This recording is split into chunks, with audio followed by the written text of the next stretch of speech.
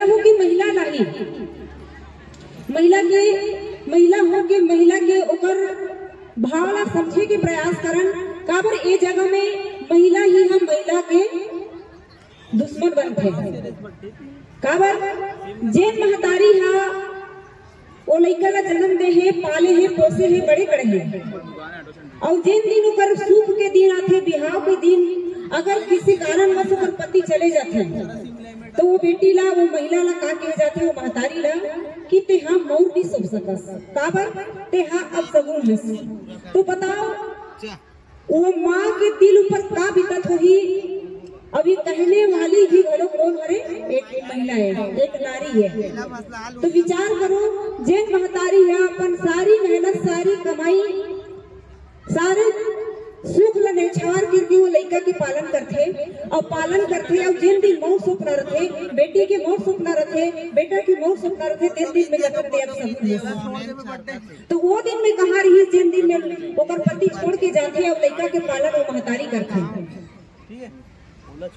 मैं कहना यह चाहत हूँ कि वो महतारी ऊपर का बीतत होही, जेन महतारी ला कथे ते अब सगुन हस, सारी कमाई, सारी तैयारी बेटी की जोरा करथे, जन जोरन ला सारी ला बाजार से खरीद के स्वयं लाथे, और जिन समय पेटी में भरकर रखे जोरन के सामग्री लगते समय का कथे कि ते मत छू। विचार करो, महतारी हो तुम नारी हो, वो महतारी के दिल में का बीतत होगी भगवान। एमे मोर का दोष है जिन में आज ए बेटी व्रत का जोरा करे और आज मुही ला मत छू कथे, तो कत्का ठेस पहुंचत हुई वो दिल पर। मोर कहे के भाव है जैसे नारी है ये नारी ला रोकथे, तो नारी है नारी के पीड़ा ला नहीं समझी, तो हमार ये नारी के जागृत होना व्यर्थ चले जाही। नारी ला एक से जागृत होना जरूरी है कि जो भी कार्य है हमारे समाज में, चाहे घर में छठी होते तो छठी में भी महिला मन हर कार्य ला संपादित करते, और वहाँ जो विशेष आज प्रचलन हो गए, छठी आने घर में क्या होते थे, छठी आने घर में भट्ठी, यानी ये ना भी प्रतिबंध कर सकते तो केवल नारी। काबर नारी नारी ना कहो, नारी नर के खान, और यही नारी है जो सुधारे अरे राष्ट्र देश घर करे निर्माण। जे नारी हर तरह से घर के निर्माण, राष्ट्र के निर्माण, समाज के निर्माण कर सकते। तो ये जगह में हमला जब घर में ऐसा गलत चीज आते तो वो समय हमला माँ शीतला के खप्पर ला ले खड़े हो जाना चाहिए कि तेहा अति सुंदर सगुन के कार्य है, हमारे घर में फूल फूले है, जन्म हो है, जन्मोत्सव मनाथन, तो ऐसा जन्म के उत्सव में जिकर पहली जन्म के छठी मनाथन और में गलत चीज ला के शामिल करते, तो ओकर लिए आप सतर्क हो जाऊ, तो घर में ये सब चीज बंद हो जाही। तो एक स्थिति नारी ला जागना बहुत जरूरी है। एक आथे हमारे तालाब में जो दीदी विधवा होते तब ओकर चूड़ी ला कहाँ उतारी जाते, तालाब में। लेकिन विचार करो, जेन बेटी ला हम बचपन से पालथन और पाले के बाद में वो बेटी के श्रृंगार करत करत बोला पायल पहनाथन, चूड़ी पहनाथन, हर प्रकार से श्रृंगार करथन, और जिन दिन बिहाव होते थे दिन कहाँ श्रृंगार करथन वो बेटी के, एक बंद कमरा में इज्जत से, एक बंद कमरा में ऊपर श्रृंगार करथन, सम्मान के साथ श्रृंगार करथन, कि समाज के बीच में करथन, काकरो बीच में करथन, का कि बाहर खुला जगह में करथन, ऊपर श्रृंगार नहीं करन, घर में ही करथन।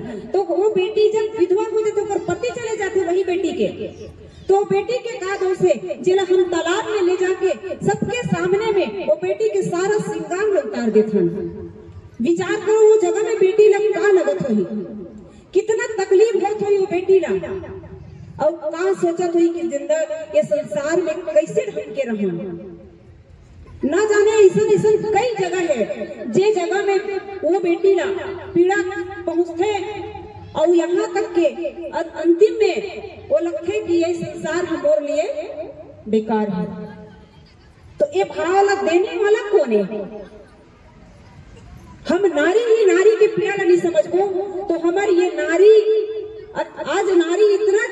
है कि बताइस ना, जतका भी आज के कार्यक्रम है, जतका भी वक्ता बोलत है आप सबके बीच में, तो वो केवल नारी ऊपर है। तो ऐसा प्रश्नवाचक का बा, नारी श्रृंगार कर सकते बल्कि फैशन नहीं।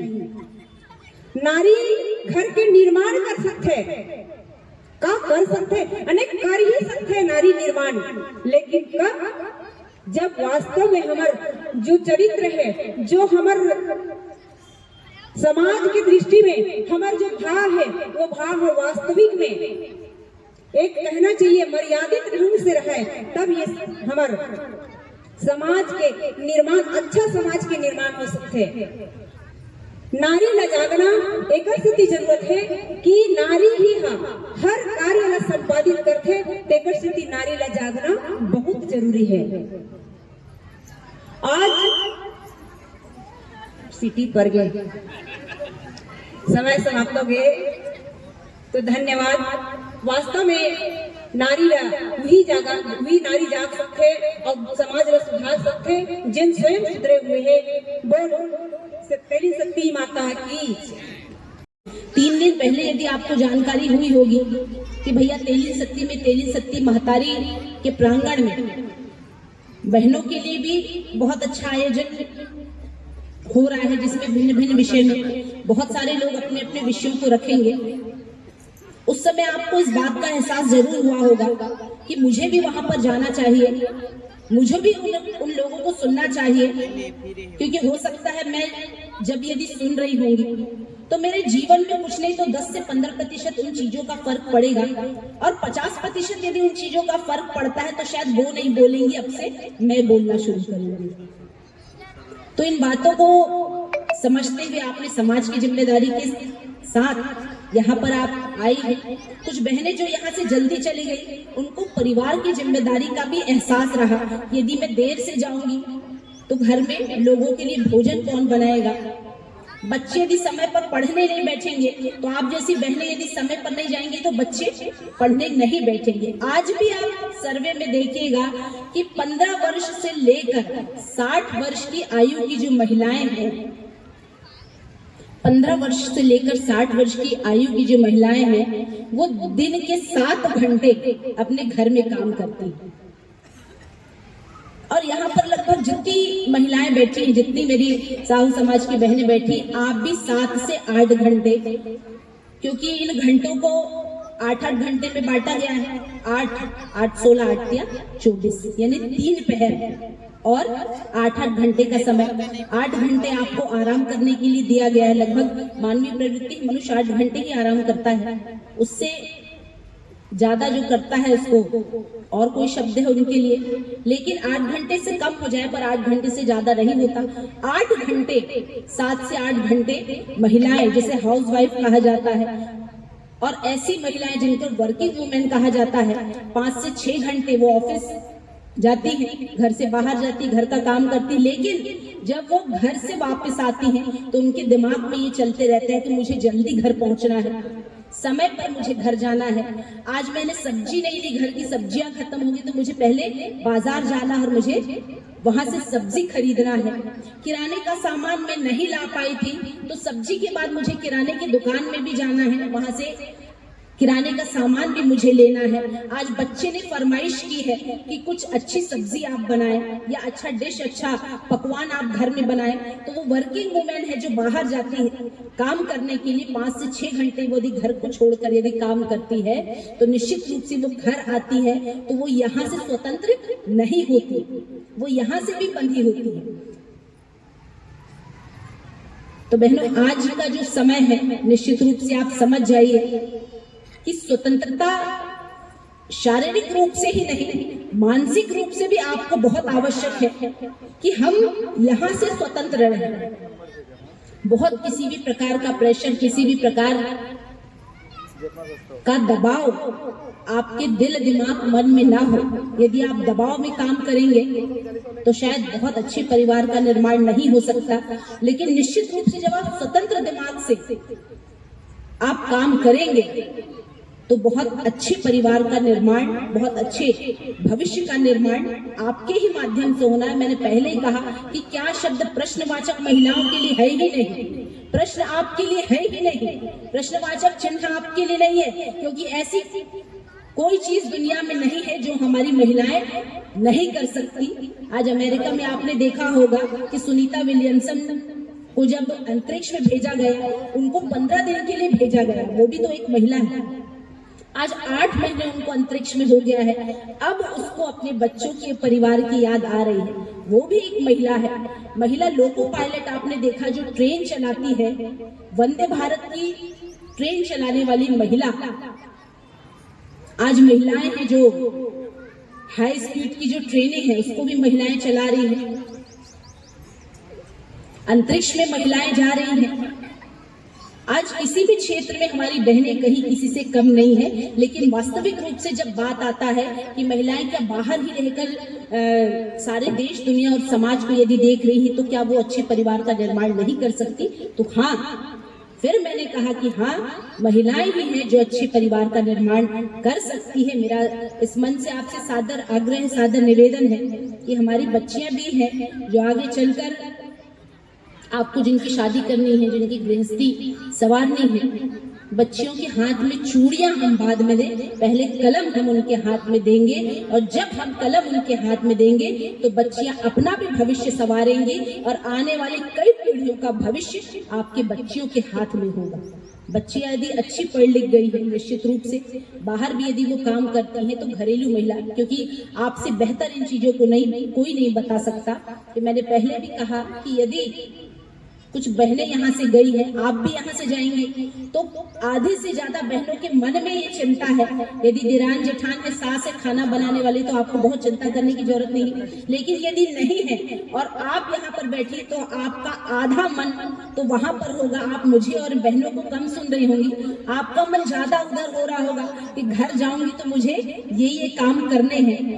यदि घर में कोई मेहमान आता है, मेहमान तो कल आने वाला है, आज की तैयारियां आज से आपकी शुरू हो जाती है। आप मानसिक रूप से प्रिपेयर, आप मानसिक रूप से तैयार हो जाती हैं कि भैया कल वो मेहमान आने वाला है, उसकी तैयारी आपने आज से कर ली, तो यहाँ से आप स्वतंत्र रहेंगी, तब आप अपने शारीरिक रूप से भी वैसे आप मजबूत हो पाएंगी। और निश्चित रूप से यदि बच्चा स्कूल जाता है तो उसकी तैयारी आप रात से करना शुरू कर देंगे कि भैया मुझे सुबह उठना है, बच्चे के लिए यदि टिफिन बनाना है तो मैं कौन सी सब्जी बनाऊंगी। उसने कोई स्पेशल फरमाइश तो नहीं की है कि आज मुझे टिफिन बॉक्स में, मेरे लंच बॉक्स में मुझे खाने के डिब्बे में कोई अच्छी चीज चाहिए या ये स्पेशल मेरे लिए बनाना है, तो आप उसकी तैयारी भी रात को नींद में भी करती रहती है। तो ये खासियत आपकी है, ये खासियत महिलाओं की है, ये विशेषता बहनों की है। और हाँ, मैं फिर से कह रही हूँ कि केवल बहनें ही हैं जो अच्छे भविष्य का निर्माण कर सकती हैं, अच्छे परिवार का निर्माण कर सकती हैं। और मैं आपके लिए 2 लाइन फिर से कहूंगी कि कोशिश कर तो हल निकलेगा, कोशिश कर तो हल निकलेगा, आज नहीं तो कल निकलेगा। और अर्जुन सा लक्ष्य रख और निशाना लगा तो मरुस्थल से भी जल निकलेगा, मरुस्थल से भी जल निकलेगा। तो मेरे बहनों, वो ताकत, वो साहस उस समय जब अर्जुन ने दिखाया था, तो वो साहस आप भी दिखा सकती हैं। आप में भी वो ताकत है कि मरुस्थल से भी आप जल निकाल सकती हैं। इतना बड़ा परिवार है, केवल एक महिला के ऊपर निर्भर करता है।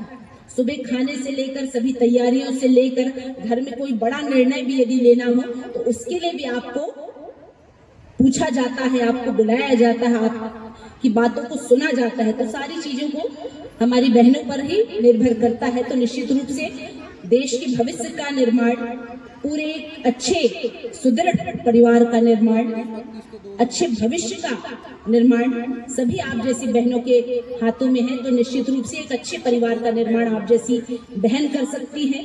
और अपनी ताकत को आप पहचानिए, क्योंकि जब जामवंत थे तो उन्होंने हनुमान जी को अपनी ताकत का एहसास कराया था। तो आपको अपनी ताकत का एहसास हो और निश्चित रूप से अच्छे परिवार का निर्माण, और वो भूमिका आपकी तैयार हो चुकी है। आप सभी को बहुत बधाई देते हुए, शुभकामनाएं देते हुए आज के कार्यक्रम के आयोजन के लिए आप सभी को हृदय से बहुत धन्यवाद। पावन धराधाम तेलिन शक्ति यहाँ आए सर्व समाज के सभी पदाधिकारीगण को मेरा सादर प्रणाम। ये जगह पावन है, इस जगह को छोड़ने वाला पुण्य नहीं पाप का भागीदार बनता है। इसलिए कहना चाहूंगी, अंतिम वक्ता के रूप में हूँ और आपको सुनना है। मेरी वाणी में त्रुटि हो तो माफी चाहूंगी, लेकिन आप लोग उठ के नहीं जाएंगे। आपको अपनी जगह की कसम, अगर उठ के गए तो 2 शब्द तेलिन सत्ती गांव के लिए। छत्तीसगढ़ महतारी के गोद में बसा हुआ यह पावन ग्राम, हर एक माँ सीता है जैसी, हर सज्जन है राम राम, हर शरीर मानव सुंदर, हर मानव उपकारी है, सदा छत्र छाया है जिनकी, यहाँ तेलिन सत्ती महतारी है, यहाँ तेलिन सत्ती महतारी है। सबको सादर नमन करूं, प्रणाम करूं और विषय बता दूं। मुझे मिला है बेटियां क्यों भटक रही है।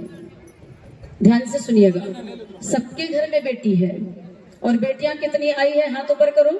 बेटियां कितनी है, आने वाली बेटियां कितनी है, बचपन से लेके बड़ी कॉलेज स्कूल तक। आखिर बेटियां क्यों भटक रही है? 3 सवाल आता है, कब, क्यों, कैसे। जब बेटियां जन्म लेती है घर में तो बहुत खुश हो जाते हैं कि ये गृह लक्ष्मी है, कुल देवी है, कुल को आगे बढ़ाने वाली है।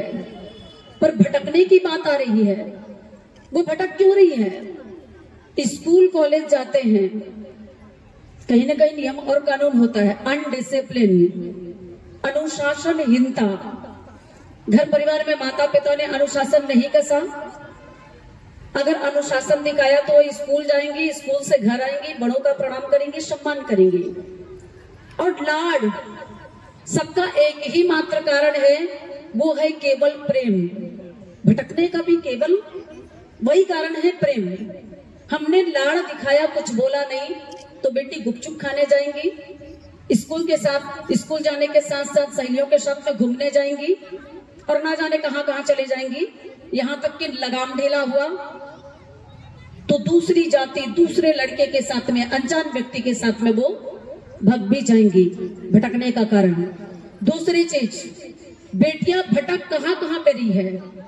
बेटियां भटक रही है, पढ़ लिख के तैयार हो जाती है और उसके बाद में उनको योग्य वर नहीं मिलता, योग्य वर उसको नहीं मिलता। नहीं मिलने का भी कारण है, क्यों?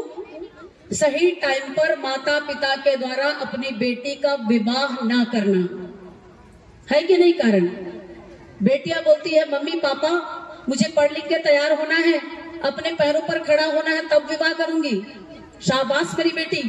ऐसे कहकर उसको हम क्या करते हैं, लाड़ देते हैं, प्रेम देते हैं, जिसके कारण से वो पढ़ रही है। 18 साल क्रॉस कर ली, 21 साल क्रॉस कर ली, 22 साल क्रॉस कर ली, 25 साल भी क्रॉस कर ली और 25 से 30, 35, 40 साल की हो गई।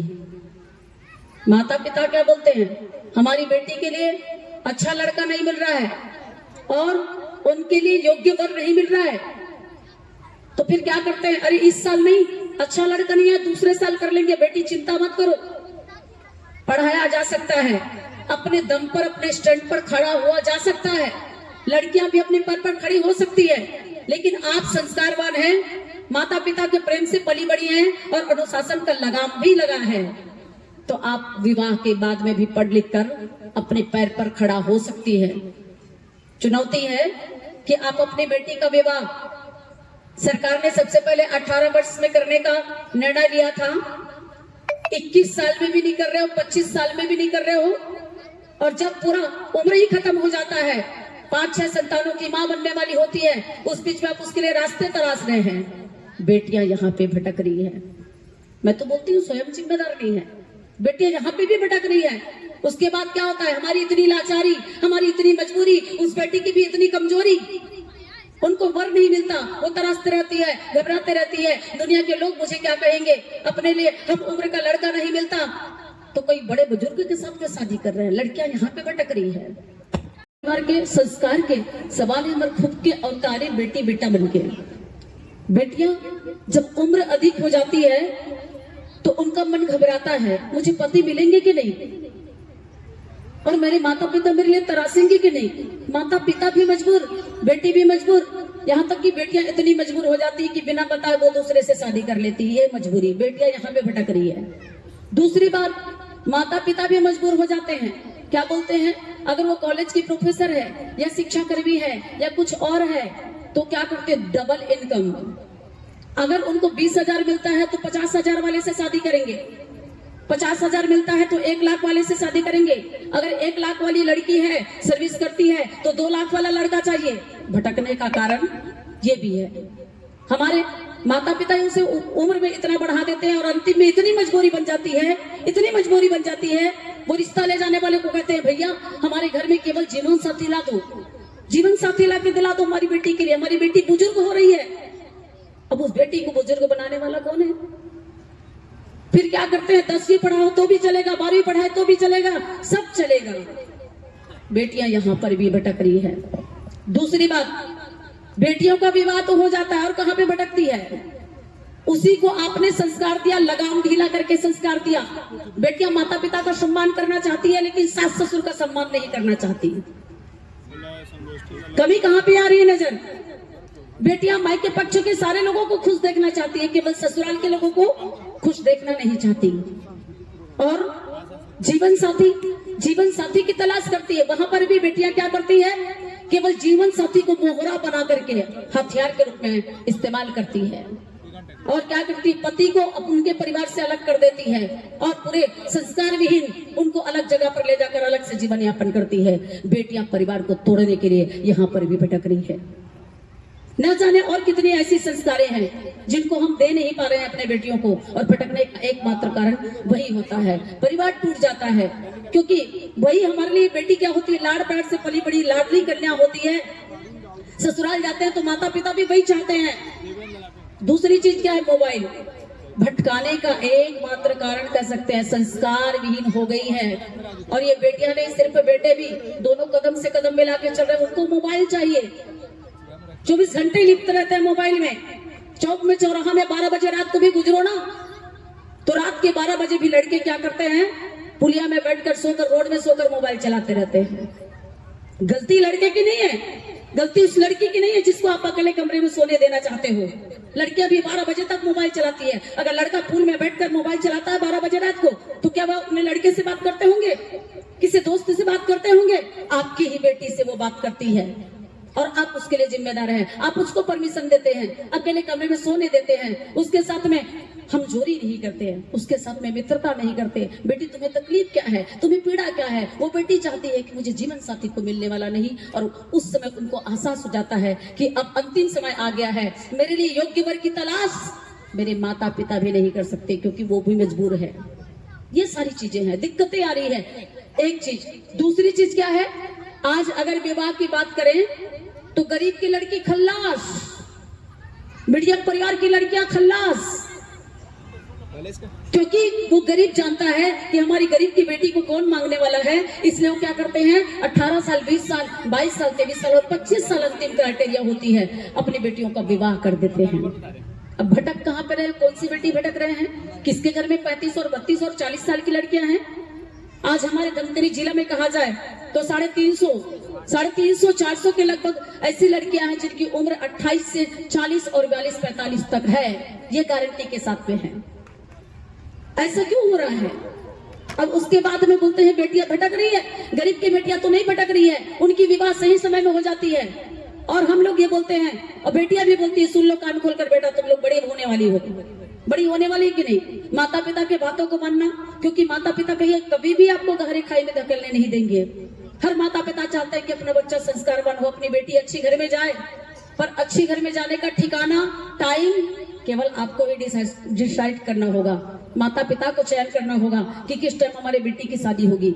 जाके देखना, अमीरों के घर में है, सच्ची बात है भैया, 35 और 40 साल की लड़कियां हमारे गांव में भी है, ढूंढ लीजिए 35 और 40 साल की लड़कियां 5 और 6 होंगी। इसलिए हम ही उसको क्या करते हैं, भटकने के लिए छोड़ देते हैं। मान के चलिए, शुरू में बोलते हैं नहीं हमारी बेटी पढ़ी लिखी है तो पढ़ा लिखा लड़का चाहिए। आज के दौर को देख लीजिए, स्कूल और कॉलेज में अगर लड़कियां 80 की संख्या में हैं तो लड़के 20 की संख्या में हैं। लड़कियां अगर 20 की संख्या में है तो लड़के 5 की संख्या में है। एक दिन ऐसा आएगा कि अपने बेटियों के लिए लड़का ही नहीं मिलेगा, और इसके लिए भी जिम्मेदार आप हम सभी हैं। संख्या बढ़ाने का मतलब क्या है? केवल लड़के की तलाश में लड़कियों को हम पैदा करते गए हैं, लड़के की तलाश में। अगर किसी के घर में 3 लड़कियां हैं, 4 लड़कियां, 6 भी लड़कियां हैं ना, और बोलते हैं अंतिम में जब थक जाते हैं तो बोलते हैं हमारे घर में 6 लड़के भी हैं, पर कोई बात नहीं, वो लक्ष्मी है ना, बेटी जो है लक्ष्मी होती है। पर बेटा आपने क्या किया? लक्ष्मा की तलाश में लक्ष्मी पैदा किया है। 6 लड़कियां हैं, 5 लड़कियां, अंत में उनको संतुष्ट होना पड़ता है। तो मेरे कहने का मतलब है समस्त माता बहन को, सर्व समाज के माता बहन को, सारी समाज में विडंबना बन गई है कि आज हमारे घर में बेटियों का विवाह सही उम्र में होना चाहिए। आप केवल, मैं ज्यादा नहीं कहूंगी, पढ़ लिख रही है तो कोई दिक्कत नहीं, 22 साल में लड़कियों की शादी के लिए कोई योग्य वर ढूंढना तलाश कीजिए। अंतिम एरिया अगर रहेगा तो 25 से आगे मत जाने दीजिए। 22 साल में लड़कियों की शादी कर दीजिए। 21 साल में लड़कियों के लिए अच्छा योग्य वर तलाश कीजिए। अगर लड़कियां चाहती है कि वो पढ़ेंगे लिखेंगे अपने पैर में खड़े होंगे तो ससुराल वाले को भी चाहिए। बेटी किसी की भी हो, बेटी हमारी है, शादी के बाद में भी उसको हम पढ़ाएंगे लिखाएंगे और अपने दम पर उसको खड़ा करके दिखाएंगे। विश्वास नहीं होता है, बेटी को विश्वास नहीं होता। क्यों नहीं होता? क्योंकि पेरेंट्स, माता पिता ही दूसरों पर विश्वास नहीं करते हैं। करते हैं कि नहीं? हम सोचते हैं कि हमारी बेटी इतनी नाजुक है, इतनी संस्कारी है, इतनी सुशील है, इतनी कुलवंती है, हमारे कलेजे का टुकड़ा है। तो बेटा भी तो किसी के बच्चे हैं, जिसके घर में जाएंगे उस बेटे को उन्होंने लाड़ प्यार से पाला है, उनको भी लगता है कि हमारा बेटा ऐसा होगा, तो उनके परिवार में ढलने के लिए उसे फ्री छोड़ दें, डिस्टर्ब ना करें। शादी के बाद में उनके ससुराल को तोड़ने वाला कोई दूसरा नहीं होता। ये मोबाइल के माध्यम से उसकी मम्मी बोलती है बेटी अच्छे से हो ना, दुख तो नहीं है, तकलीफ तो नहीं है, दुख का डंका आपने बजा दिया। जिस बच्ची को पाल पोस कर बड़ा करने में 18 से 25 साल हो गए, अपनी ही बेटी को समझ नहीं पाए, क्योंकि वो बात में जिद करती है, बात में लड़ती है, मुझे ये चाहिए, मुझे वो चाहिए। तो क्या आधे घंटे के ब्राह्मण मंत्र के उच्चारण के साथ में रातों रात वो मंडप में आपकी बेटी बदल सकती है क्या? कभी भी नहीं बदलेंगी। उनको भी समय लगेगा, उनको भी वक्त लगेगा। इसलिए शादी के बाद उसे 2 महीने के लिए डिस्टर्ब मत करो। 2 महीने तक, ज्यादा नहीं बोली हूँ, 2 महीने तक अपनी बेटी नई नवेली दुल्हन बन के गई है, उसके घर में फोन मत लगाओ। उसे ढलने दीजिए, उसे मम्मी पापा कहने दीजिए, उसे ननद देवर भाई बहन के रूप में देखने दीजिए। आप तो इतना जबरदस्त हंगामा करते हैं, इतना जबरदस्त आक्रमण करते हैं कि हर बात को आपकी बेटी क्या करती है, क्योंकि आपने आग लगा दिया है। वो थोड़ी सी तकलीफ होगी, सब्जी काटते काटते हाथ भी कट गया ना, तो ओ मम्मी ऐसे बोलेंगे, और उसके बाद अपने सास ससुर को नहीं बताएंगे कि मेरी उंगली कट गई, तुरंत फोन करेगी, बताएंगी मम्मी मेरी उंगली कट गई। बेटी को बड़ी तकलीफ हो रही है, उसके सास ससुर ध्यान नहीं देते। करमजली बोलूंगी मैं इसको, छत्तीसगढ़ी में क्या बोलते हैं, ऐसे माता को जो डिस्टर्ब करे और अपने बेटी को ऐसे संस्कार दे। हाथ जोड़कर प्रार्थना करना चाहती हूँ, निवेदन है, अपनी बेटी को दोनों कुलों की लाज रखने वाली बेटी बना दीजिए और विदा करके कहिए कि बेटी डोली मेरे घर से निकल रही है, अर्थी तेरे घर से निकलनी चाहिए। हमें भले भूल जाना, हमें भले भूल जाना बेटी, लेकिन जिस तरह से तूने हमें माता पिता कहा है, सच्चे माता पिता वो है, उसी को माता पिता का दर्जा देना। तो उस दिन हम फक्र से कहेंगे कि मेरी बेटी है, न कि उसके घर में आग लगाना, लाड़ लगाना। उस दिन देखना जब वो संवर जाएगी ना, उस घर में रसपस जाएंगे, तो शान के साथ वो सास ससुर बोलेंगे ये मेरी बेटी है, बहू नहीं है। तो उस दिन आपका सीना फट जाएगा, आपका सीना भर जाएगा गर्व से, क्योंकि आपकी बेटी बेटी नहीं हुई, बहू नहीं हुई, वो गृह लक्ष्मी बनकर परिवार को संस्कार में ढालकर स्वर्ग सा ढाल देती है। और ज्यादा ना कहते हुए, क्योंकि बेटियां ऐसे ऐसे जगहों पर भटक रही है, हम हर जगह पर ऐसे माता पिता को प्रणाम करते हैं, अपनी बेटियों को संस्कार दें और सही उम्र में ब्याह करें। बहुत बहुत धन्यवाद। बोलिए तेलिन सत्ती माई की जय। एक बार माता के नाम से जाना जाता है, वो मेरे पूर्वजों के द्वारा बताया जाता है कि वो हमारे परिवार की बेटी थी, मेरे गांव से मेरे परिवार की बेटी थी, और जिन्होंने सतीत्व का बहुत अमूल्य उदाहरण देते हुए अपने शरीर का त्याग किया था। और उसी की याद में यहाँ पर ये मंदिर बना हुआ है। सती माता का मंदिर मनोकामना के लिए भी प्रसिद्ध है। तो मैं अपनी कुल देवी के चरणों में कोटि सा प्रणाम करते हुए ये कहना चाहूंगी, मैं आप सबका वंदन और अभिनंदन करती हूँ इन भावों के साथ। जैसे बाबा गोस्वामी जी महाराज ने वंदन किया था, सिया राम मैं सब जग जानी, करम प्रणाम जोर जोर पानी। और मैं वंदन करती हूँ कि हे माँ सती, बंद मेरी नजरों में वो तासीर हो जाए, जिसे भी देखूं तेरी तस्वीर हो जाए, तेरी तस्वीर हो जाए, तेरी तस्वीर हो जाए। आप सब लोगों को बधाइयाँ। वैसे कार्यक्रम बहुत देर से चल रहा है, मुझे भी वक्ता के रूप में आमंत्रित किया गया था, लेकिन मैं आप सब लोगों से क्षमा प्रार्थी हूँ, क्षमा की याचना करती हूँ कि मुझे प्रदेश भाजपा कार्यालय जाना पड़ा था। 5 मिनट बोलने के लिए दिया गया है, वैसे क्रम है 5 मिनट का। अभी आप सब लोग ओजस्वी वक्तव्य सुन रहे थे बेटियों के ऊपर। लगातार ये बातें कही जा रही थी, पर मैं कहना चाहूंगी कि संस्कार बेटियों में तो आ ही जाता है। वो माँ के अनुसरण करती हैं, कोई कारण नहीं कि पढ़ाई लिखाई में आगे हो जाती हैं, तो समाज में संबंधों के लिए थोड़ा मोहताज होना पड़ता है। जो अनुरूप नहीं मिलता तो दिक्कत हो जाती है। पर मैं कहूंगी कि आज टूटते रिश्ते मेरा सब्जेक्ट था। रिश्ते क्यों टूट रहे हैं परिवार में, ये आप सब लोग जानते हैं। हम लोग ज्यादातर बेटियों के ऊपर नजर रखते हैं। बेटी अगर लेट से आई तो कई सवाल हो जाते हैं, लेकिन बेटा 2 बजे भी आता है और अपने कमरे में चला जाता है तो उससे कोई सवाल नहीं, उससे कोई सवाल नहीं पूछा जाता। आज अभिव्यक्ति की आजादी है, सबको बराबर का अधिकार है। पढ़ाई लिखाई में बेटियां बहुत आगे बढ़ जाती हैं, लेकिन बेटों को तो चढ़ाया जाता है, बहुत मेहनत किया जाता है। मैं कहना चाहूंगी कि यदि हमारी पारिवारिक परंपरा, पारिवारिक व्यवस्था समाज में कायम रहे तो ऐसा नहीं हो पाएगा। संस्कार नहीं बिगड़ेंगे, रिश्ते नहीं टूटेंगे। हम लोग आज शहरीकरण और विदेशीकरण की ओर भाग रहे हैं। सब लोग ज्यादातर बाहरी आवरण में विदेशी पाश्चात्य सभ्यताओं में ढल रहे हैं। परिवार में कोई रहना नहीं चाहता, व्यक्तिवादी होते जा रहे हैं हम लोग। जैसा थोड़ा सा बड़ा परिवार हुआ कि हम चाहते हैं कि हमारा बच्चा पढ़ने के लिए शहर जाए या हम जाए साथ में। परिवार 4 भाइयों का है तो एक भाई शहर की ओर रुख कर लेता है और फिर वहां जाकर हम लोग व्यक्तिवादी हो जाते हैं। पहले संयुक्त परिवार हुआ करता था, खासकर गांवों में तो बहुत ज्यादा। और उस संयुक्त परिवार में भाई लोग, बाप 4 भाई हैं तो 4 चाची, बड़ी मम्मी, ये सब होती थी। फिर उन दादाजी लोग भी 2-3 भाई हैं तो 2-2, 3-3 दादियां होती थी। एक बच्चे के परवरिश के लिए कोई ना कोई घर में उपलब्ध रहता था।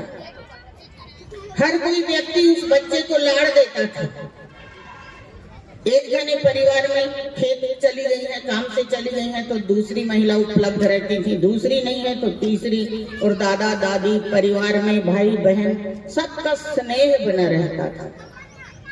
और इस स्नेह की वजह से हमारे जो संस्कार हैं वो उच्च स्तरीय होते थे। पहले हम लोग संस्कार के ऊपर बहुत ध्यान देते थे। और गर्भ में पलने वाला बच्चा सिर्फ एक गर्भवती महिला की जिम्मेदारी नहीं है, बल्कि पूरे परिवार की जिम्मेदारी है। हम सब लोगों को उसके प्रति ख्याल रखना चाहिए, उसके ऊपर ध्यान देना चाहिए कि वो गृहिणी, जो गर्भवती माता है, उसके कोख में पलने वाला ये बच्चा किस तरह का होना चाहिए। ये सारे लोगों की जिम्मेदारियां हैं, पर आज हम लोग भूल गए हैं। गर्भवती को अकेले छोड़ देते हैं, वो अपनी मर्जी से चलती है। और बहनों को ज्यादातर मोबाइल के बारे में बात हो रही थी, वो सीरियल देखने से बाज नहीं आती हैं, वो मोबाइल में कुछ भी देखती हैं, कुछ भी सुनती हैं। और आप सब लोग जानते हैं कि उस संस्कार जो है वो बच्चे के ऊपर पड़ रहा है। आप लोग जानते हैं अभिमन्यु ने पेट के भीतर चक्रव्यूह भेदन सीख लिया। अष्टवक्र जी जब उनके पिताजी मंत्र बोलते थे और गलत बोलते थे तो वो पेट के अंदर से टेढ़े मेढ़े हो रहे थे, गुप्त करते थे अपने पिताजी को कि गलत बोल रहे हैं। तो इसलिए अष्टवक्र जी 8 जगह से 8 बार पिता ने गलती की, वो 8 जगह से टेढ़े हो गए।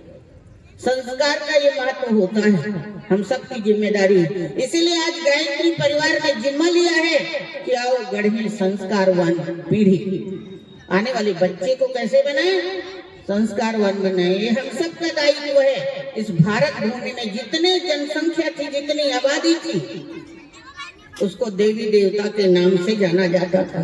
33 करोड़ यहाँ देवता वास करते थे, खाली देवता नहीं थे, आप ही लोगों में से मनुज ही देवता बने, मनुज ही देवता था। तो भाई बहनों, हमको भारत भूमि में अपने देश में वो संस्कार वापस लाने हैं, परिवार की व्यवस्था सुधारनी है। आपस में जो सामंजस्य नहीं है, लोग खींचतान में लगे रहते हैं, उस भाव को मिटाना होगा। सबके प्रति समान दृष्टिकोण, समान व्यवहार हमें रखना पड़ेगा। एक दो छोटी छोटी कहानियां सुना के अपनी बात समाप्त करती हूँ। एक बेटा था, बहुत अमीर बाप का इकलौता बेटा था। उसके जन्मदिन में बाप ने उसे एक गाड़ी दी, बहुत बड़ी गाड़ी। क्या नाम होता है उसका? BMW। वो कार दिया उसने, बाप ने। बेटे को पसंद नहीं आया, वो ले जाके तालाब में फेंक दिया उस गाड़ी को कि उसको जैगुआर चाहिए था। ऐसे बढ़ते जाता है ख्वाहिश जो है।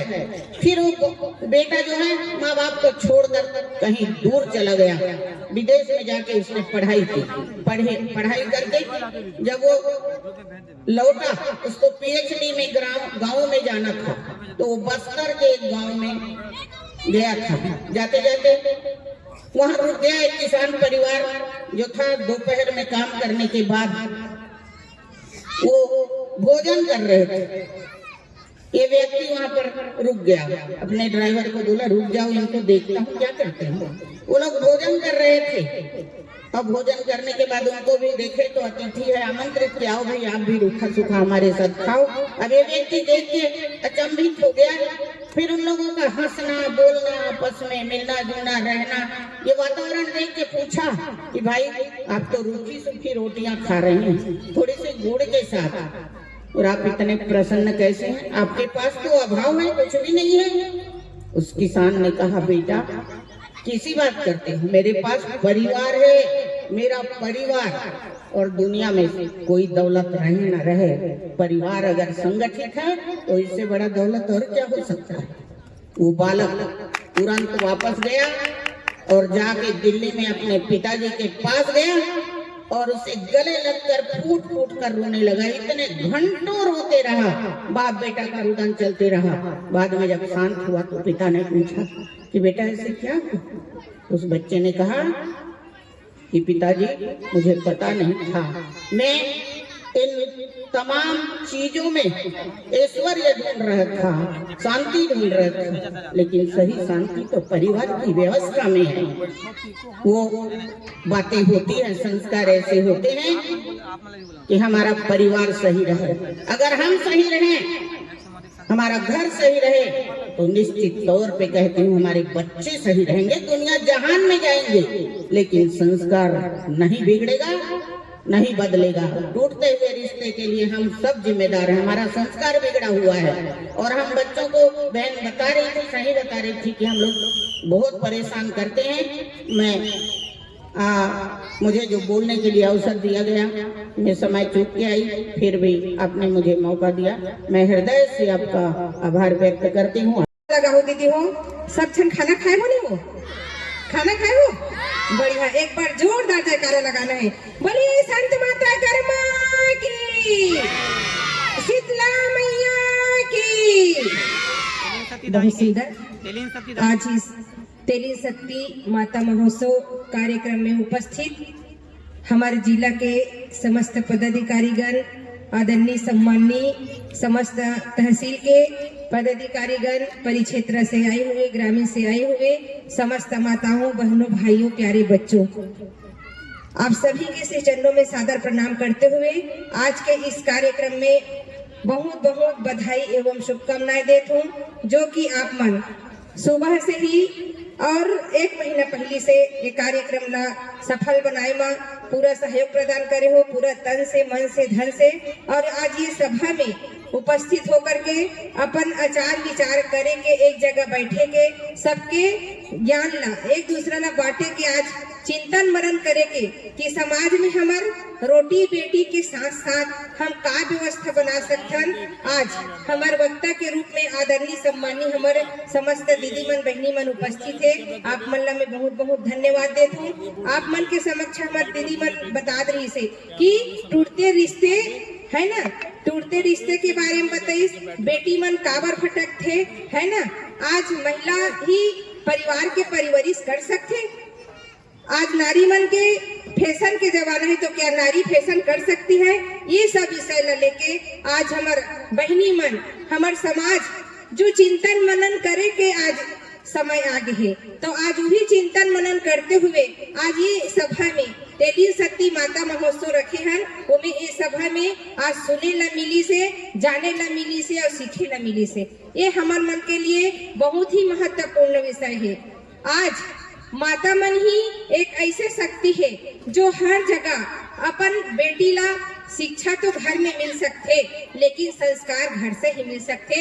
एक गर्भावस्था में अपन बेटी ला, अपन आने वाले पल रहे बच्चे ला हम कैसे संस्कार दे सकथन, तो एक माँ ही जिम्मेदार है, ओकर साथ साथ एक परिवार जिम्मेदार है, ओकर साथ साथ ये समाज जिम्मेदार है।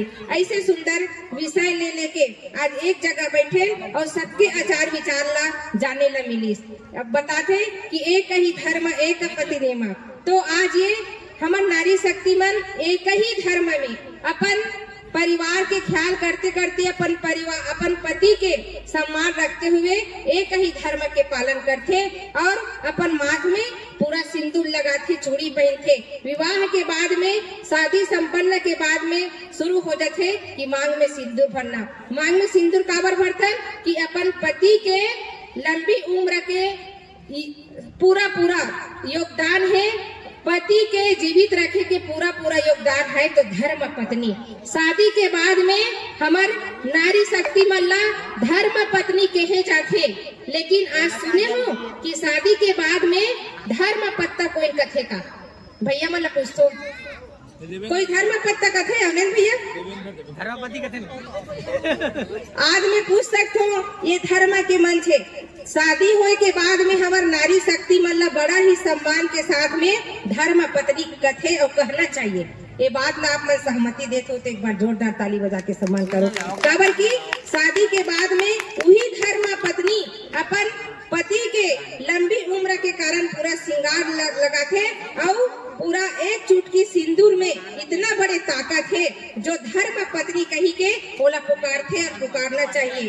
तो आज ये नारी शक्ति मन के इतना बड़े शक्ति आज संत माता कर्मा के गोदी में बैठे हैं, तेली शक्ति दाई के गोदी में बैठे हैं और आज ये सुंदर सब अपन अपन विचार रखे, जेमे कि हमारे समाज में ऐसे छोटे छोटे जो कुरीति फैले हुए हैं और छोटे छोटे कुरीति फैले हुए हैं, तो ओला हट सब समस्या के समाधान करे की जिम्मेदारी भी हमार नारी शक्ति है और आज हमारा समाज है। तो वही व्यवस्था बनाए के कारण आज ये जगह जगह कार्यशाला के आयोजन भी रखे हैं और कार्यशाला के माध्यम से आज धीरे धीरे वो नियमावली है हमारे बीच में आते और आज नारी शक्ति मन आगे बढ़त है। फिर भी से आज भी कुछ न कुछ छुपे हुए हैं। जब तालाब के कार्यक्रम होते तो आज भी हमार नारी शक्ति मन वो तालाब में हमार नारी मल्ला जो महिला विधवा होते तो आज भी तालाब में कपड़ा पहना रख देते, पकड़ा देते, पैसा पकड़ा देते। तो आज ये माता मन के सम्मान रखते हुए वो कार्य ला सफल बनाना है। और आज ये अभाव है कि एक जगह बैठना उठना नहीं हो, तो मैं निवेदन करता हूँ कम से कम माता मन, बेटी मन, बहू मन, लड़का मन, सियान मन एक जगह बैठे के प्रयास करो। एक जगह बैठे के एक साधन बनाहन कि कम से कम महीना में एक दिन हर गांव में साहू समाज के भवन बने हैं, तो एक दिन साहू समाज के भवन में बैठ करके कम से कम माता कर्मा के आरती में सम्मिलित हों और वो में कुछ न कुछ हर महीना अलग अलग विषय के बारे में चर्चा करन, तो वो लइका मन भी जाने कि हमार समाज के इष्ट देवी संत माता कर्मई, हमार समाज के कुल देवी तेली शक्ति दाई हरे, एला हमार लइका मन जाने। और आज ये लइका मन है वही हमार लइका मन आज भावी पीढ़ी बनी और वही नान्हे नान्हे लइका मन आगे के शिक्षा और संस्कार प्राप्त करही और वही लइका मन के कारण आज हमन अच्छा रहो, स्वस्थ रहो। तो आज ये बहुत बहुत मैं सबको झल्ला बधाई देता हूँ, आप मन अपन अमूल्य समय निकाल करके आज ये इतना बड़े भव्य के कार्यक्रम ला वो सफल बनाने में सहयोग प्रदान करे हो। बीच बीच में हमारे समाज के द्वारा बहुत सुंदर रचनात्मक कार्य भी होते जाते हैं। आज भी ये रक्तदान शिविर के आयोजन है, बीच में हमारे आराध्या बेटी, हमारे समाज के बेटी जो इतने छोटे बेटी इतना बड़े मंच में अपन कला ला निखारत रही से, कथा के माध्यम से सब जनमानस ला परोसत रही से, वो बेटी ला भी धन्यवाद देते हो। और जितने भी जनसभा में उपस्थित आप सबको झल्ला धन्यवाद देते हुए आज के इस कार्यक्रम में आभार व्यक्त करते हुए पुनः बधाई एवं शुभकामनाएं देते हूँ। बोलिए संत माता कर्मा की।